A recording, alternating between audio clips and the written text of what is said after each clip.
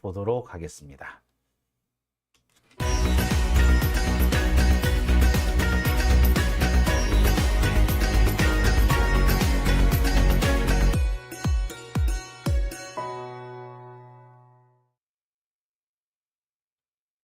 네, 오밤중의 뉴스 함께하고 계신 지금 시각 11시 25분을 지나고 있습니다.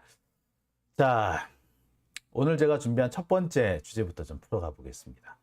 이화영 전 의원 검찰에 고문당하고 있다. 이거 제가 준비한 첫 번째 주제입니다. 자, 우리나라 헌법에 분명히 쓰여져 있습니다.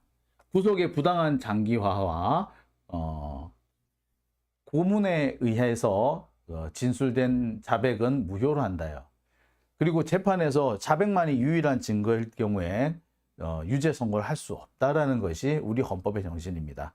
자백을 받아내지 말라는 것. 자백은 증거의 왕이 아니라 자백은 증거 능력이 없다라는 취지를 가지고 있는 게 현재 우리나라의 헌법 체계입니다.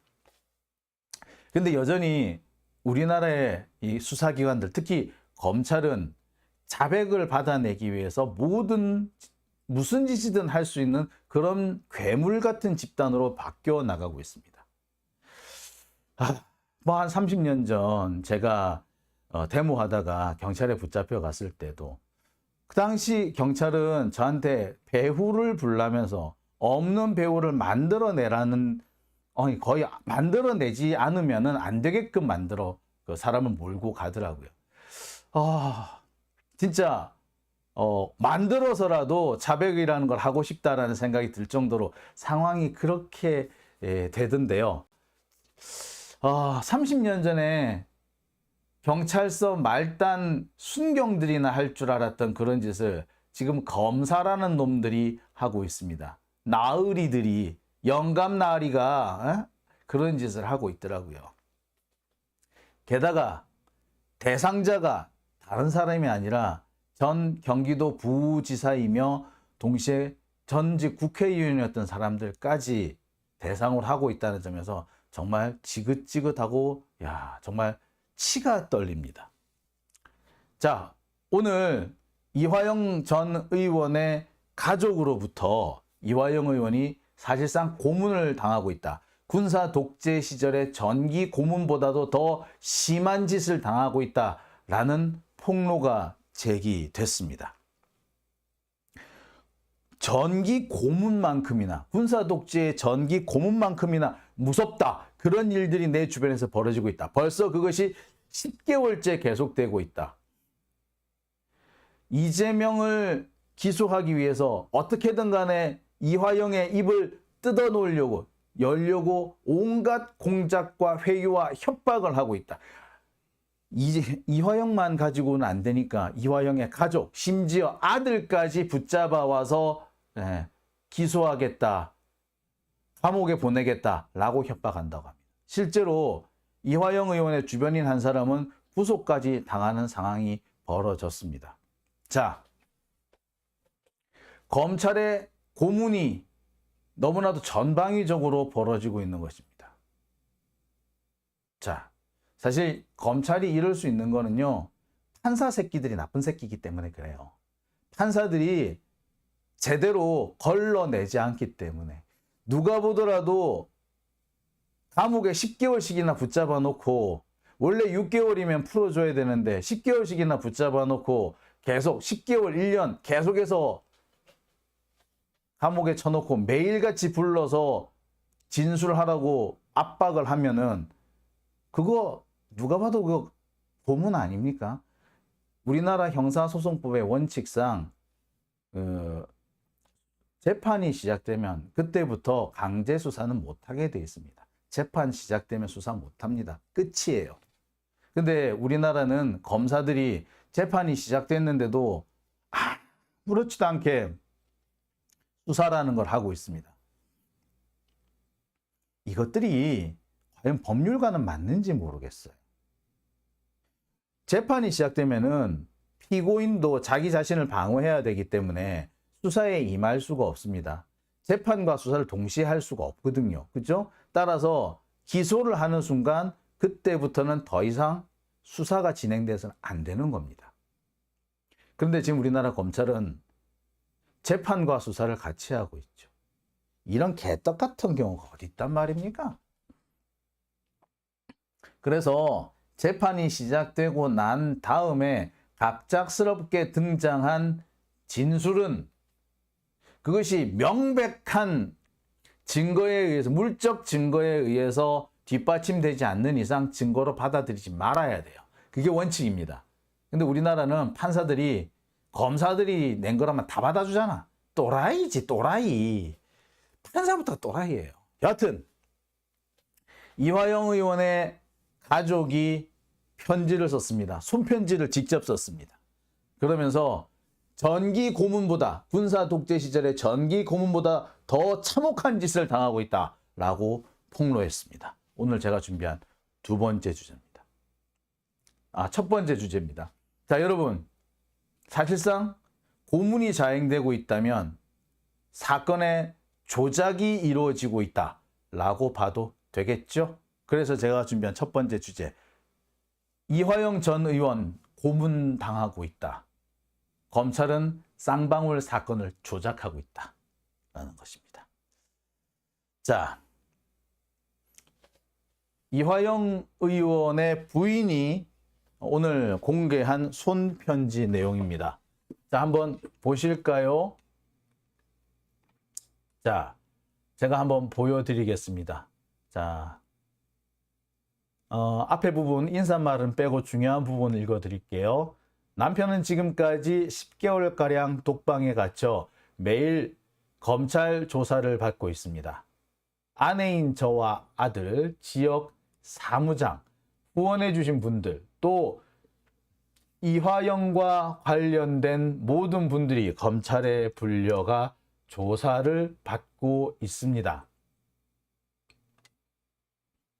압수수색을 당하고 있습니다. 자, 이화영과 관계된 모든 분들이 검찰에 불려가 조사를 받고 압수수색을 당하고 있습니다. 오랜 친구였던 경기도 평화국장 신모 씨는 구속까지 당했습니다. 그러면서 앞으로 추가로 조사하겠다고 협박하며 철저히 고립시키고 있습니다. 신체적 고문보다 더 극심한 심리적 압박은 군사 독재 시절의 전기 고문만큼 무섭습니다. 무엇보다 힘든 것은 이재명 대표의 방북 대납이라는 프레임을 씌워 대표님을 기소하겠다는 것입니다. 남북관계 개선과 인도적 지원을 위해 경기도가 독자적으로 진행했던 사업마저 김성태의 증언으로 폄하, 매도되고 있습니다. 조작된 증언과 진술로 이재명 대표를 기소하기 위해 이화영을 구속시켰다고 볼 수밖에 없습니다. 검찰은 쌍방울 증인들에게 진술 내용을 브리핑하고 김성태 회장은 자신의 사업을 위해 북한에 준 돈을 이재명을 위해 준 것처럼 거짓말하고 있습니다. 여기서 잠시 짚고 넘어가야 될 부분이 있네요. 자,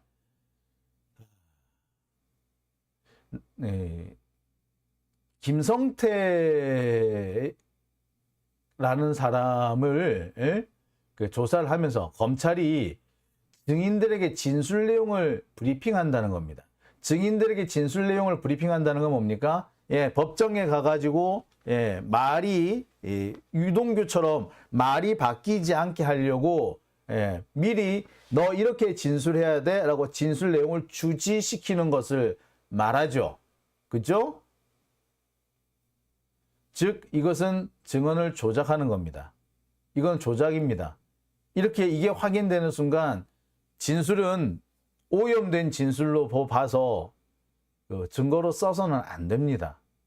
자, 근데 이런 아무렇지도 않게 이 정말 이거 뭐 신생 아프리카 어디에 신생 국가 국민소득 100달러도 안 되는 그런 가난한 국가에서 벌어지고 있는 일이 아닙니다. 대한민국에서 21세기에 벌어지고 있는 일들이에요. 이러고도 검찰이 뭐 정의 운운할 그렇지. 진짜 입을 확 찢어불라 진짜. 자, 이어서 보겠습니다. 자, 맨 마지막에 이런 대목도 있습니다. 남편은 스트레스로 이가 3개나 빠지는 생활을 1년 가까이 해오고 있습니다. 정신이 황폐해지고 심리적 불안 상태가 감당하기 어려울 지경에 이르렀습니다. 혼자 감당하기 어려운 처지에 있지만 그래도 양심을 저버리지 않고 잘 견디고 있습니다. 자, 이렇게 편지를 써서 오늘 공개를 했습니다. 이 편지가 사실은 일찍 공개가 됐어야 되는데 이 편지가 지금 제대로 공개가 안 되고 있죠. 부분적으로 내용은 여기저기 언론에 공개가 됐지만 전문이 공개되지 않았습니다. 자필로 썼다라는 것은 뭘 말합니까? 그만큼 절실하고 절절한 얘기를 담고 있다는 거 아니겠습니까? 따라서 제대로 된 언론이라면 사진이라도 한 장 딱 찍어서 이걸 같이 게재하는 게 맞을 겁니다. 아니, 여러분 그렇잖아요. 이게 당연한 거 아니에요. 이렇게 자필로 편지를 써왔으면 자필 편지 이게 딱 올려주는 게 이게 예의 아닙니까? 아니, 그리고 예의를 떠나서 그냥 기사만 있는 거하고 사진 한 장 딱 올라가 있는 거하고 이 기사의 그런 폼 자체가 틀리잖아요. 그런데 이 이화영 의원에 관한 이 기사에서는 이 사진이 안 떠. 나도 구했는 이 사진을 언론이 구하지 못했을 리는 없잖아요. 그죠? 의도적으로 싣지 않았다고밖에 볼 수 없겠죠. 왜? 자필이 제공이 되면 그 자필이 가지는 힘이라는 게 있지 않습니까? 활자로 만들어진 활자의 힘도 있으나 어떤 경우에는 이 자기 손으로 쓴 육필, 친필이 주는 무게감이라는 게 있잖아요.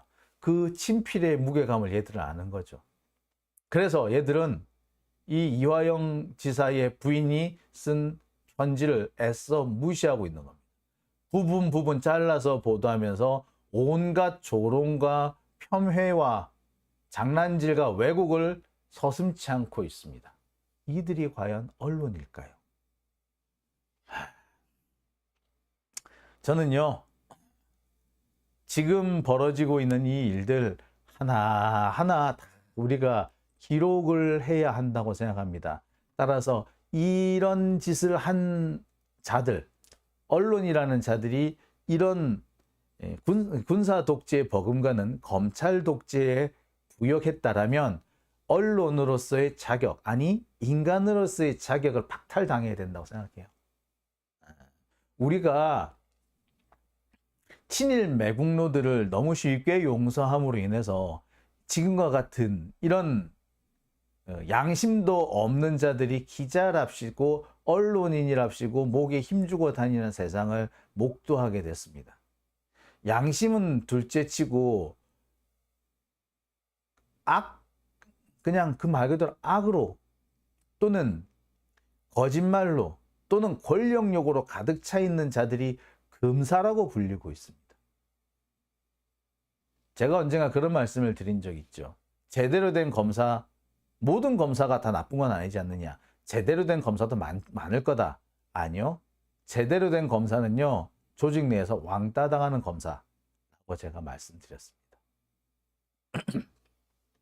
제 아무리 그전까지 잘 나가는 검사라 하더라도 검찰 조직에 쓴소리를 한마디 하는 그런 사람, 한마디라도 쓴소리를 했다 싶은 사람은 바로 왕따 당하는 것이 지금의 상황이다 라고 봐도 과언 아닙니다. 그러니까 검사 중에 제대로 된 검사 기대를 하지 마. 자, 어쨌거나 여기서 정말 꼭 드리고 싶은 말씀, 꼭 보아야 할 대목이 있죠. 뭐라고요? 예. 고문을 당하고 있다. 신체적 고문보다 극심한 심리적 압박은 군사 독재 시절의 전기 고문만큼 무섭다. 지금 현재 이화영 지사가 처해 있는 상황은 전기 고문을 당하는 것보다 더 참혹하고 힘든 상황이다 라는 겁니다. 우리가 이 부분에 좀 주목할 필요가 있어요. 오죽했으면 군사 독재 시절의 전기 고문을 비유하겠습니까? 상당히 심각한 압박과 심각한 위협에 직면해 있다는 것을 분명히 하고 있는 거죠. 자, 도대체 그렇다면 도대체 왜 이런 편지가 지금 이렇게 공개돼야 했을까요? 이화영 부지사의 부인은 왜 지금 이런 편지를 공개해야 했을까요? 자, 이 부분을 제가 지금부터 좀 다뤄보고자 합니다. 자, 어제 이런 보도들이 났었죠. 단독이라는 타이틀을 달고 이화영 쌍방울 대북 송금 이재명에게 보고. 자, 어제 제가 방송을 할 때 많은 분들이 걱정을 하면서 지금 보도 나오고 있는 거, 기사 나오는 거 어떻게 된 거예요? 좀 말씀해 주세요 라고 하신 분이 있었는데, 제가 크게 걱정하지 말라고 제가 말씀을 드렸던 내용이 있습니다. 자, 그러면서 제가 오늘 추가로 취재해서 확인해 가지고 말씀을 드리겠다라고 했죠. 자, 이 부분을 오늘 지금부터 설명드리려고 해요. 자, 이게 하필이면 또 조선일보 단독이네. 자, 검찰이 얘네들한테 흘려줬다라는 얘기죠. 제가 볼 때 요즘에 이 언론사들이 배알도 없나 봐. 전부 다 조중동한테 단독을 주고 나머지들은 찌끄레기만 받아쓰기만 하고 있는데, 나 같으면 자존심 상해가지고 바로 그 다음부터 내가 뭐 하나 파가지고 검찰 두들겨 패는 짓부터 하겠다. 원래 우리 그랬거든요. 아니, 조선한테만 단독 줘요? 좋아. 뭐 그럼 단독 내가 찾지 뭐 라고 해서 진짜 두들겨 팼어요. 아니, 그게 자존심 아니야? 기자라면? 아니, 나는 기자 아니고 조선일보만 기자야? 아쭈, 니들 좋아하는 데만 준다 이거지? 알았어. 그럼 내가 챙기지 뭐.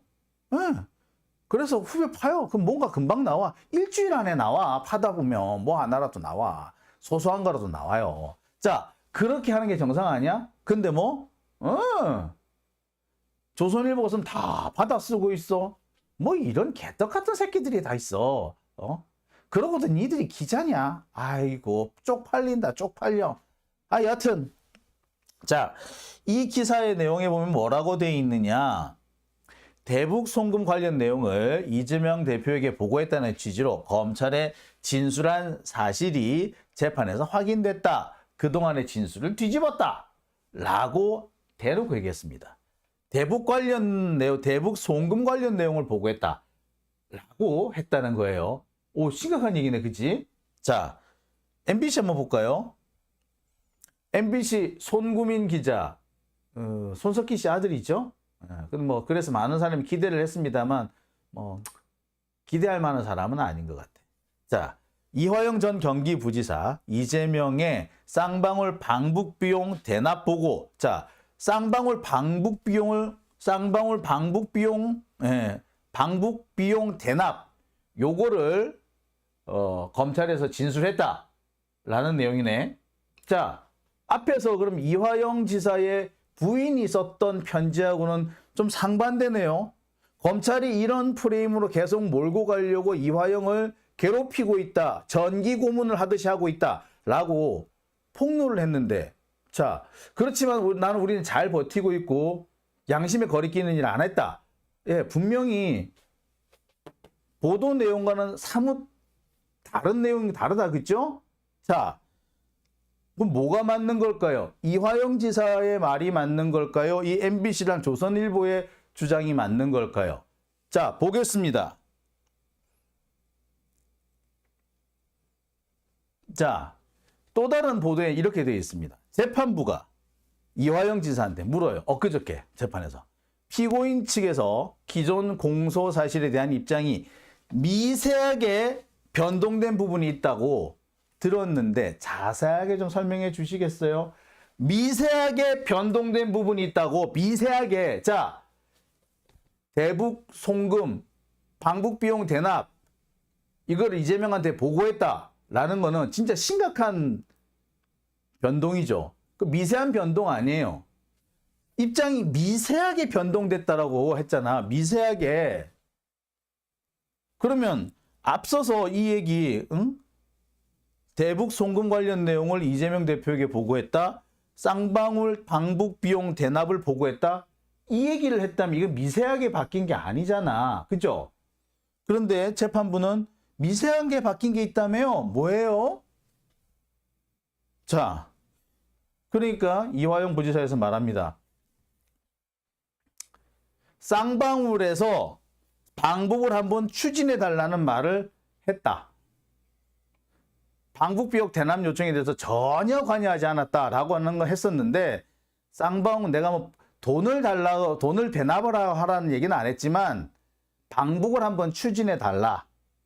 쌍방울에서 방북, 이재명 지사의 방북을 한번 추진해 달라라는 말을 했다는 거예요. 대납 비용 대납 여부가 아니라 방북 추진을 한번 해달라는 거였다. 자, 그러니까 이 부분이 미세하게 바뀐 거죠. 방북 추진, 북한 쪽에 얘기 좀 잘해보세요. 우리 이재명 지사가 북한 한번 방문할 수 있게끔 한번 협의를 해봤으면 좋겠는데, 쌍방울이 좀 북한하고 좀 관련이 있다면서요. 한번 해주세요. 얘기 한번 해주세요. 이랬다는 거야. 대신, 자, 이 얘기하고 돈을 대신 내달라, 방북 비용을 대신 내달라 라는 얘기하고는 전혀 다른 문제입니다. 전혀 다른 얘기예요. 그죠? 자, 방북 비용을 대신 내달라라고 했고 그것을 이재명 대표한테 보고를 했다면 이건 심각한 진술의 변화예요. 그죠? 근데 미세한 변동이라고 말할 수 있는 내용이 아니죠. 자, 근데 방북을 추진해달라. 북한 한번 가서 만나자. 한번 만나자. 이 얘기를 했다는 거야. 만나는 비용을 대신 내달라가 아니라 한번 만나게 해달라. 그 전까지는 만나게 해달라. 이런 말도 안 했다 이거야. 어? 아예 쌍방울이 그 경기도의 뭐 대북 사업과 관련해서는 아예 관련이 없다라는 입장이었는데, 아니 만나게 한번 해달라. 북한을 한번 만나게 해달라. 네가 다리 좀 놔봐라. 요 얘기까지는 했다. 요렇게 이 얘기인 거예요. 이게 정말 아다르고 어다른 겁니다. 실제로 어제 재판에서는 여러 차례 뭐 이에 대해서 얘기가 좀 오갔습니다만, 확실한 것은 뭐 대납 방북 비용 뭐 300억 달러, 300만 달러 그 부분에 대해서는 인정을 안 했어요. 핵심 부분은 뭐야? 지금 조선일보나 MBC 보도를 보면은 방북 비용 300만 달러를 쌍방울이 대신 내달라. 그리고 그 대신 냈다라는 거를 이재명 대표한테 보고했다. 이재명도 알고 있었다. 이 말이 되는 거잖아요. 그런데 그 부분에 대해서는 얘기를 한 게 아니고, 그 부분은 아니고 여전히 부인하고 뭐 방북을 하려고 하는데 쌍방울에서 다리 한번 놔봐라 라고 했다는 거예요. 그죠? 자, 전형적인 군사 독재 시절에 안기부가 조작을 할 때 쓰던 수법이 여기에 들어가는 거죠. 다리 한번 놔봐라 라고 했는데, 너 간첩 행위했네? 간첩이네? 라고 하던, 우리 평화를 서로 남북 간의 긴장 완화를 위해서 한번 만납시다 라고 했는데, 쟤네들 간첩 자, 북한과 뭔가 조금이라도 가까워지려고 하면 간첩이라고 몰아갔던 그런 내용과 너무나도 비슷하죠. 북한하고 접촉을 했다 그러면 북한에 돈 줬다. 아니, 그 극우 또라이 유튜버들이 늘상 쓰는 용어가 뭡니까? 남북 간에 무슨 평화와 대화가 진전이 되면 북한에 돈 줘서 그렇다. 북한에 돈 줬다. 이런 식으로 몰아가잖아요. 그런 사고방식이 검찰에 그대로 투영돼서 벌어진 일이 바로 이번 이 사태인 거예요. 딱 그 안정권 스타일의 김상진 스타일인 거지. 틀딱 스타일이라고 해야 되나? 틀딱 스타일의 이런 사고방식이 여기 그대로 녹아 있는 겁니다. 다리 한번 놔달라고 그랬는데 갑자기 돈 얘기가 왜 나와? 그잖아요. 자, 여러분 생각해 봅시다. 제가 누군가를 만나고 싶어. 내가 누군가를 좀 만나야 되겠어. 뭐 예컨대 제가 뭐 이경 부대변인 전화 자주 해요. 제가 이렇게 뭐 소원한 사이 아닙니다. 그냥 예를 들어서 그렇다는 거예요. 예. 이경 부대변인을 한번 만나야겠다. 그러면서 우리 누구죠? 우리 임세은 씨인가요? 우리 임세은 부대변인한테 내 이경 대변인 좀 만나려고 하니까 다리 좀 놔주세요 라고 얘기를 했다 쳐. 그러면서 자, 내가 내가 이경 대변인을 만나야겠으니까 임세은 씨가 좀 다리 좀 놔주세요 라고 얘기를 했는데, 이게 임세은 씨가 만나는 비용까지 내주세요 라는 의미와 같습니까? 그건 다른 얘기죠. 예, 비용 얘기하고 다리 놔달라는 얘기는 전혀 다릅니다. 그죠? 근데 지금 검찰은 한번 만나게 다리 좀 놔달라라고 한 말을 한번 만나게 네가 비용 좀 대라 라는 말로 왜곡을 해서 언론에 뿌린 거죠. MBC 손구민 기자하고 TV조선 기자는 그걸 아는지 모르는지 여하튼 검찰의 이런 조작극에 충실하게 참 복무를 했네요. 그죠? 상황이 그런 상황인 겁니다. 즉 보도 내용과 실제 재판에서 오간 얘기는 전혀 상황이 다른 겁니다. 자,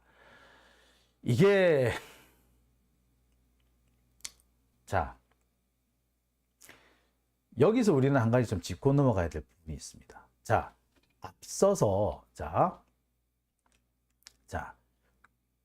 앞서서 우리 이화영 부지사가 가족을 통해서 공표한 이 내용 한번 보세요. 여기는 뭐라고 돼 있다고? 아내인 저와 아들, 지역 사무장, 후원해 주신 분들, 또 이화영과 관계된 모든 분들이 검찰에 불려가 조사를 받고 압수수색을 당하고 있습니다.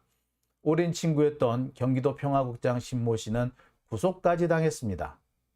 조작된 증언과 진술로 이재명 대표를 기소하기 위해 이화영을 구속시켰다고 볼 수밖에 없습니다. 신체적 고문보다 극심한 심리적 압박은 군사 독재 시절의 전기 고문만큼 무섭습니다. 자, 여기서 우리가 짚고 넘어가야 될 부분은 바로 이 대목인 거죠. 검찰은 지금 자신들이 원하는 그런 진술을 만들기 위해서 이화영 부지사를 계속해서 괴롭히고 있는 거죠. 그러니까 MBC하고 조선일보에 보도된 그 내용, MBC 손구민 기자가 보도한 그 내용은 사실은 검찰이 원하는 내용인 거고, 앞으로 이화영을 괴롭혀서 그런 내용이 나오도록 몰고 가겠다라는 의도가 담겨 있는 거죠. 기자라면은 그 정도는 금세 감을 차려야 되지 않을까요? 기자라면은 변호인을 통해서 어느 정도 확인을 하는 게 그게 우선 아닐까요? 검사들이 하는 얘기, 거기에 그렇게 마치 검사들이 던져주는 먹이에 이리 뛰고 저리 뛰고 하는 강아지들 모양, 꼭 그렇게 볼썽사납게 정말 체면도 없이 쫓아다녀야 하는 걸까요? 참 답답합니다. 예, 사실 어제 재판에서는 이화영 지사의 얘기보다 이 김성태 얘기가 더 좀 의미가 있었어요. 김성태는 뭐라고 얘기했느냐? 쌍방울 뒤에 경기도가 있고 그 뒤에 대권 주자가 있어서 그걸 믿고 500만 달러를 줬다라고 얘기를 합니다. 그러면서 얘는 뭐라고 주장하느냐? 2018년 11월에 중국 심양에서 북한 측 인사를 만나서 대납하기로 약속을 했고, 2019년에서 20년 경기도 스마트팜 사업비 500만 달러 등 이런 돈을 2019년에서 20년 사이에 보냈다라고 얘기를 합니다. 자, 대권 주자를 믿고 500만 불을 건넸대요. 근데 제가 어제도 설명했습니다만 2019년부터 2020년 사이에는 이재명은 대권 주자가 아니었습니다. 당장 선거법 위반 사건 때문에 재판을 받고 있어서 그 재판이 어떻게 끝나느냐에 따라서 대권 주자가 될 수도 있지만, 아니면 경기도지사 자리를 내놔야 되는 최악의 상황까지도 갈 수가 있었어요. 따라서 아무도 이재명을 돌아보지 않을 때입니다. 심지어 김만배조차도 유동규가 정치자금을 달라 그러니까 김만배가 한 칼에 딱 거절하면서 야, 니네 대장이 대선을 나갈지 안 나갈지도 모르는 판에 무슨 정치자금이냐. 야, 쓸데없는 소리 하지 마. 라고 딱 했다는 거 아닙니까? 에? 그때가 2019년부터 20년 사이였어. 그리고 2020년 7월에 무죄 판결을 받고 난 다음부터 대선 주자가 되고 있었지만 이미 그때는 누구? 이낙연이 대세를 장악하고 있을 때입니다. 그래서 2021년 1월 하순이 돼야지 그때 이재명이 이낙연을 제치고 올라가지고 그때까지만 해도 2020년 후반기만 해도 이낙연이 전체 지지자의 50% 이상을 그냥 압도적이었잖아. 누가 그런 상황에서 이재명을 믿고 이렇게 큰 돈을 덜컥 보낸단 말이야? 말이 안 되죠. 말이 안 되는 거였습니다. 엑시당초의 말은 말이 안 되는 거였어요. 그래서 사실 진짜 중요한 부분은 이거였어요. 김성태가 한 얘기가 말이 안 된다였어. 자, 그런데 검찰도 이걸 아는 거지. 심지어 이날 김성태는 뭐라고까지 얘기를 했냐면 야, 그러면 이 500만 불, 300만 불, 어쨌거나 800만 불인데 뭐에 대한 대가인데 이 800만 불을 네가 북한에 경기도를 대신해서 줬다면 네가 경기도로부터 뭔가 받는 이득이 있었지 않겠냐. 그래야지 이게 뇌물이 되잖아. 그죠? 기대하는 이득이 있어야 뇌물일 거 아니야. 그랬더니 뭐라 그런다? 아, 뭐 기대하는 뭐 그게 있었던 건 아니고 그 남북 관계가 좋아지면 남북 교류 협력 기금에서 이 돈을 돌려서 준다더라. 아, 그래서 내가 먼저 냈다. 라고 얘기를 합니다. 그럼 이건 말 그대로 돈을 빌려준 거고 경기도가 뭔가 사업을 하는데 편의를 제공하는 것일 뿐 뇌물이 아니다. 그지? 제3자 뇌물이 뭐고 들어갈 수 있는 여지가 전혀 없다. 그지? 그죠? 이 상황 좋아지면은 남북 교류 협력 기금에서 이 돈이 나오니까 그 돈 넣어줄게. 그러니까 먼저 네가 좀 대납 좀 해줄래? 뭐 그럴 수 있는 거지 뭐. 딱히 잘못됐어?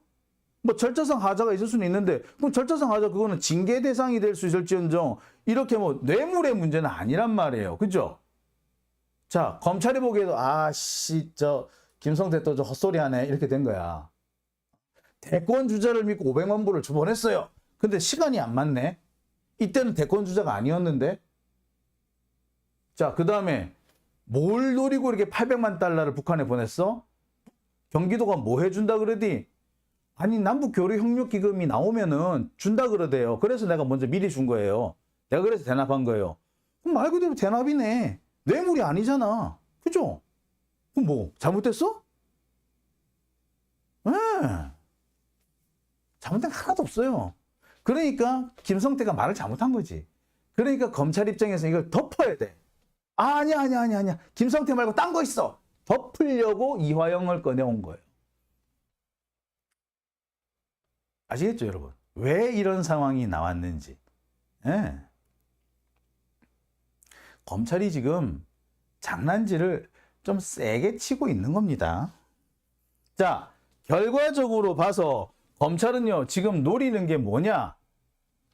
이재명을 겨냥을 해서 어떻게든 간에 이재명을 이 판에 끌어넣겠다는 거죠. 쌍방울 사건에 이재명을 끌어넣겠다. 이게 지금 현재 검찰의 목표입니다. 자, 이와 관련해 가지고 좀 짚고 넘어가야 될 게 또 있어요. 앞서서 이화영 지사의 부인이 그런 말을 했죠. 지금 다 주변 사람들 다 떠나가고 오로지 혼자만 혼자만 이 어려운 상황을 감당하고 있다. 그렇지만 양심을 저버리지 않고 잘 견디고 있다. 혼자서 감당하기 어려운 처지에 놓여 있다. 라는 얘기에 부분하고요. 또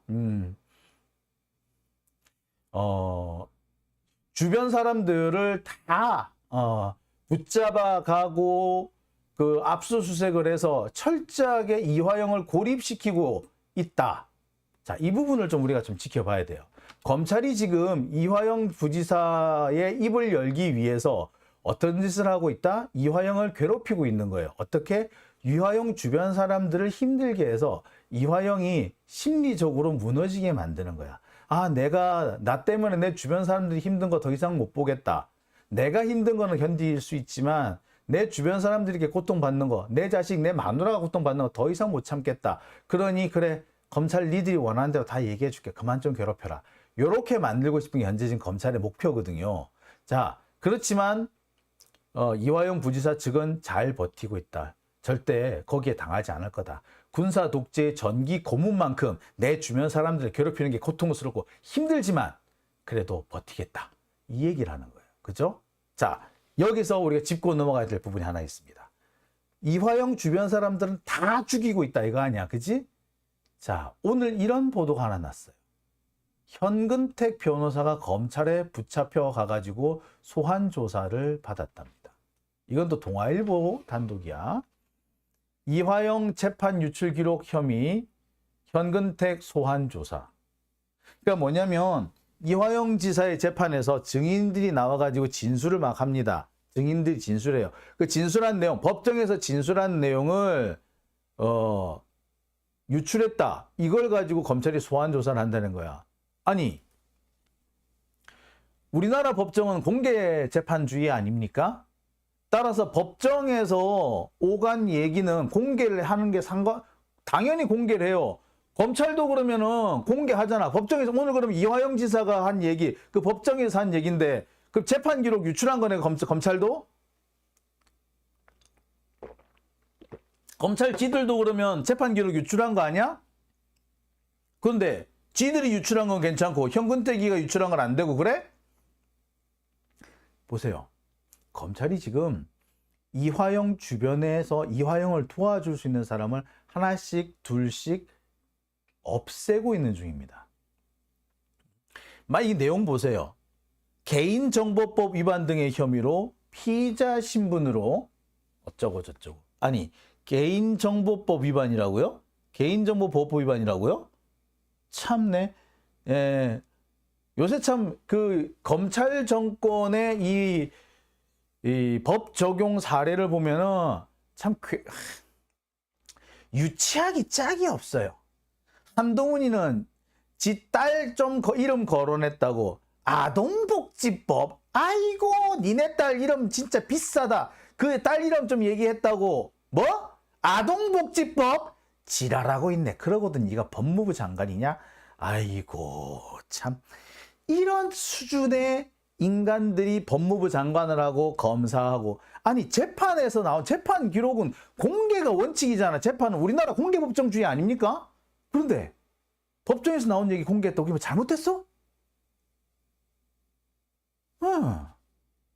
검사 지들도 법정에서 나오간 얘기 공개하고 있잖아. 왜 잘못? 근데 검찰이 한 거 괜찮고? 예, 말 그대로 내로남불이죠. 참. 그러니까 검찰이 이래서 개새낀 거예요. 이러니 검찰 중에 제대로 된 검사가 각 직원마다 한 명씩만 있어도 이런 일 안 벌어져요. 그 한 명이 무서워서. 그런데 그 한 명이 없다는 거지. 각 직원마다 한 명만 있어도 이런 일은 안 벌어질 텐데. 예. 직원당 한 명꼴로도 없다는 얘기인 거죠. 참. 그래서 제가 하는 얘기가 그겁니다. 검사 믿지 말라고. 자, 어쨌거나 보세요. 지금 검찰은 이화영 주변에서 이화영을 도울 수 있는 사람들을 하나씩 둘씩 제거하고 있죠. 그죠? 이와 관련해서 얼마 전에는 한 달 전쯤입니다.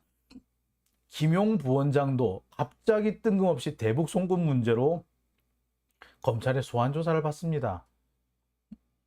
자, 위축 효과를 노리겠다는 거지. 그래서 이렇게 위축을 시키면은 증인들이 쫄아가지고 검사들이 시키는 대로 진술할 거다 이 말이야. 그러자, 자 그렇게 되자, 기다렸다는 듯이 추측성 보도들이 쏟아집니다. 자, 뭐라고?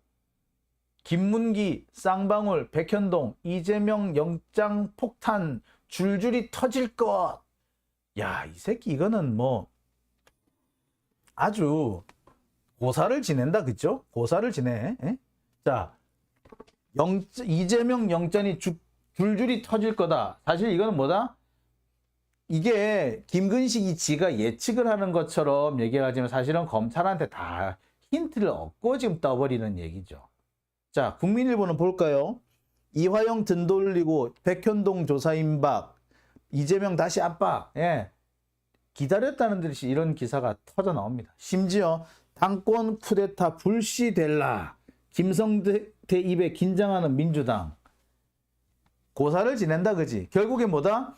지금 이화영을 이렇게 악랄한 수법으로 검찰이 압박을 하는 이유는 결국에 이재명을 향하기 위한 것이고, 또는 이재명을 공격하고 있는 이른바 반명계, 쉽게 말해서 이낙연, 얘네들한테 힘을 실어주기 위한 거란 거죠. 자, 우리가 늘 보던 공식이 여기서 또 반복된다, 그죠? 검찰이 이재명을 끌고 와가지고 이재명을 향해서 뭐 이재명한테 수사를 하려고 칼을 들이밀면은, 이재명한테 칼을 검찰이 들이밀면은 바로 이낙연계에서 쫓아와가지고 이재명의 등을 팍 떠미는, 예. 검찰과 이낙연계가 정말 이렇게 손발이 짝짝 맞아 떨어질 수 없을 정도로, 예, 정말 착착 돌아가고 있지 않습니까? 정말 사전에 합을 맞춰둬도 이렇게 손발이 짝짝 맞기는 쉽지가 않아요. 근데 얘네들은 봐, 너무 잘 맞지. 손발이 이렇게 잘 맞을 수가 없네? 어떻게 이런 상황이 가능하죠? 놀랍네요, 그죠? 이쯤 되면 진짜 얘네들, 그냥 손발이 맞는 거라든지 사전에 공모나 뭐 이런 걸 했다는 정도가 아니라, 얘네들은 그냥 한 몸뚱이, 공모가 아니라 한 몸뚱이기 때문에 가능한 상황 아닐까? 그죠?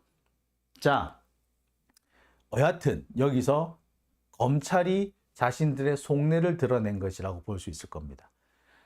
검찰은요, 김성태 얘기를 잘 보셨으면 아시겠습니다만 말이 안 되는 얘기를 하고 있잖아요. 그렇죠? 김성태가 말이 되든 안 되든 어쨌든 간에 그 쌍방울이라는 늪에 이재명을 끌고 들어가겠다는 게 그냥 유일한 목표예요. 그래서 거기에 맞춰가지고 뭐 진술이고 뭐고 조작이고 나발이고 다 할 수 있는 게, 무슨 짓이라도 할 수 있는 게 지금 검찰이에요. 그리고 이것은 지금 현재 진행되고 있는 명락대전에 직접적인 영향을 미치고 있는 겁니다. 기가 막힌 거는요, 이른바 혁신위원회에서 만든 불체포 특권 포기 선언 직후에 이런 일이 벌어지고 있다는 거예요. 결국에 누구야? 이낙연계 31명이 불체포 특권 포기해야 된다고 선언한, 그건 결국 뭐다? 이재명을 감옥에 보내기 위해서 자기 검찰들하고 짜놓고 벌인 흉계였던 거죠. 이런 걸 보고 흉계라고 그러죠. 흉계. 그러니까 얘네들은 처음부터 이재명을 죽이기 위해서 불체포 특권 포기 선언을 하겠다고 한 거야. 그런 면에서 보자면 저 누구야? 뭐 강민경인지 어쨌든 하는 여하튼 혁신위원장 역적이죠. 그런 자가 역적인 거예요. 그런 자가, 솔직히 나는 그 사람이 법대 교수라 그러는데 도대체 그 머릿속에 뭐가 들었는지 한번 열어보고 싶어. 법대 교수라면 왜 불체포 특권이라는 것이 아직까지 근대 헌법이 제정된 이후 근 200년이 지나도록 계속해서 그것이 면면이 이어져 오고 있는지, 심지어 우리나라보다 더 선진국이라는 영국이고 미국이고 왜 불체포 특권이 계속 남아 있는지, 그 얘기를 좀 묻고 싶어요.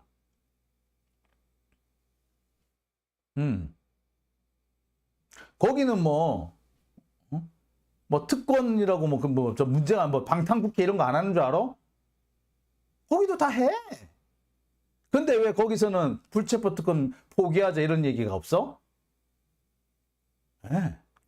그럼 면면이 이어져 내려오는 전통이라는 게 있고, 항상 헌법에서 정해놓는 이 제도는요, 마지막에 정말 극단적인 상황에서 헌법의 적들, 민주 질서의 적들이 민주주의를 박살내기 위해서 아주 쓸 수 있는 아주 최악의 조치를 막기 위해서, 최악의 상황을 막기 위해서 민주주의의 적들이 민주주의를 공격하면서 만들어질 수 있는 모든 최악의 상황을 막기 위해서 최소한의 선을 쫙 그어놓은 거야.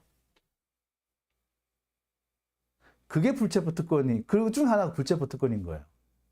영국이, 미국이, 프랑스가 왜 불체포 특권을 폐지 안 하고 있는데 그 나라들이 우리나라보다 덜 민주적이라서 안 하고 있는 줄 아세요? 아니야. 걔네들도 무슨 일이 벌어질지 모르기 때문에, 그런 특권 절차, 그런 절차를 없애버렸을 때 무슨 일이 벌어질지 모르기 때문에 그래서 안 하는 거예요.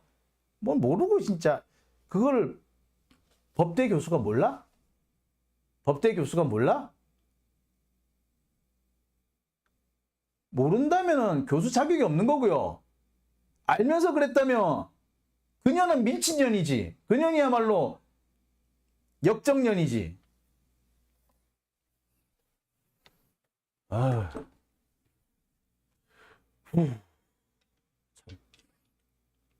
아유, 참. 아우, 열받아. 자, 오밤중의 뉴스. 답답합니다. 답답해요. 예. 김은경 혁신위원장. 예. 아유, 참. 그렇습니다. 예. 자, 오밤중의 뉴스. 첫 번째 주제에서 너무 많은 시간을 사용한 것 같습니다. 자, 그러면 첫 번째 주제는 여기까지 하고요. 이어서 두 번째 주제로 넘어가겠습니다. 국유화, 폐간, 어떤 대통령도 할 수 없는 일인데 감히 제가 어떻게 그런 말을 한다는 것입니까? 이치에 닿지 않는 말을 가지고 사람을 이렇게 몰약해서는 안 됩니다.